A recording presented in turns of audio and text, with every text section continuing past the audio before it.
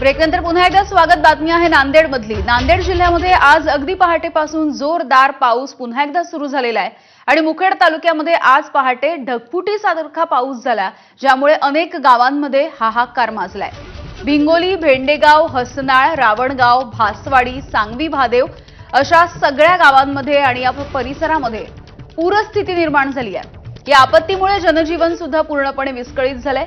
वृद्ध नागरिकांचं स्थलांतर करण्यात आलेलं आहे. एनडीआरएफची टीम सध्या घटनास्थळी पोहोचतेय. तर मुखेड तालुक्यामधल्या इटग्याळ इथे अडकलेल्या कारला बाहेर काढण्यात यश आलं. काही लोक गावामध्ये अडकून पडलेत अशी सुद्धा माहिती मिळतेय.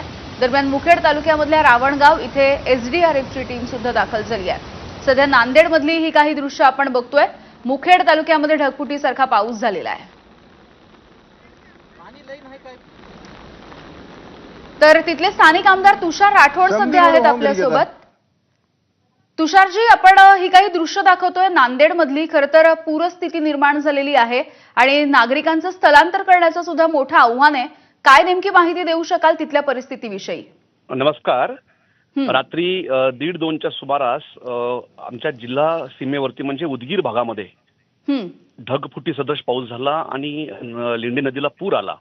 आणि नेमकं याच वर्षी 39 वर्षानंतर आपण लेंडी आंतरराज्य प्रकल्पाचा पहिला टप्पा आपण पूर्ण केलाय.